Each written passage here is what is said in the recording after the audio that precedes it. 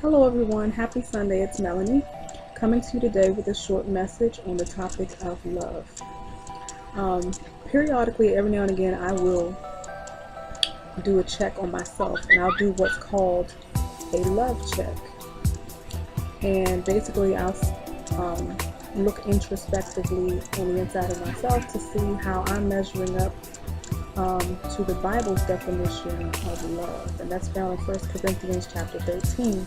I believe that in the course of business, in the course of life, relationships, friendships, whatever our daily interactions with people from day to day, I think it's wise that we try our best to walk and operate in love. The Bible says that they shall know we are Christians by our love. And the definition in the Bible, 1 Corinthians chapter 13, is a pretty hard pill to swallow. It's a pretty hard, pretty stringent definition, and often what we consider that we're doing that appears like we're walking in love is not always the Bible definition of love. So I just want to read a little bit of 1 Corinthians 13. I'm looking at myself, and it's something great to share with you as well as a business owner, as a as a customer, as a Christian, as an individual believer. Okay, so 1 Corinthians chapter 13 verse 1 says, I may speak in different languages, whether human or even of angels, but if I don't have love, I am I'm a noisy bell or a ringing cymbal. I may have the gift of prophecy, I may understand all secrets and know everything there is to know, and I may have faith so great that I can move mountains. But even with all this, if I don't have love, I am nothing. Then it goes down to verse 4. Love is patient and kind. Love is not jealous. It does not brag, and it is not proud. Love is not rude. It is not selfish, and it cannot be made angry easily. Love does not remember wrongs done against it. Love is never happy when others do wrong, but it is always happy with the truth. Love never gives up on people.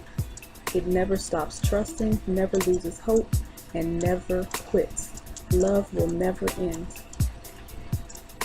And at the very end of this chapter, verse 13, so these three things continue: faith, hope, and love, but the greatest of these is love. So the Bible makes it very clear that love is the most important quality. The Bible says that God is love. When we love, we're operating like God. We're exemplifying His character, His spirit, the essence of who He is. And so I just like to periodically look at myself and say, you know what, Art, were you really walking in love when you said that, when you did that? How can I flow better in love? And so I know through prayer, I know through time with God, I know through getting alone and or private moments to reflect or meditate and things of that nature will help to center you, where you can really look at yourself and see how you're measuring up. So I like to challenge you today and this week to do a love check on yourself and see how you're measuring up. And you hear the definition is pretty stringent. It sounds simple. It's very plain the way the Bible describes it, but actually walking it out is a horse of another color. Because how many of us are patient all the time? How many of us are kind all the time? How many of us are never jealous? How many of us don't brag? How many of us are never proud, or not rude, or not selfish, or not easily angered, or don't hold grudges, or never gives up on people? Because a lot of times people tend to be not very forgiving. Somebody does them wrong, they don't forgive easily. But the Bible's describing us here as a person who walks in love. You don't hold grudges. You don't give up on people easily. You don't lose hope in them and just turn your back on them and walk away and be like, well, forget them, forget you for that, all about you, as we used to say back in the day.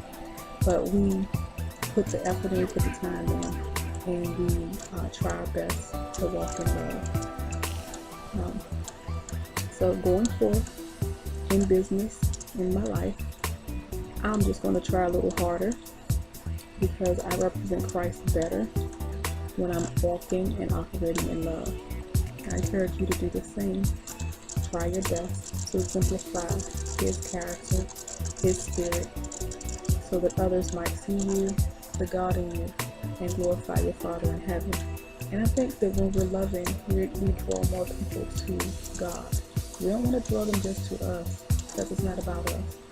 We want to draw them ultimately to Christ. Until next time, have a beautiful, blessed, and a productive day, and a great week ahead.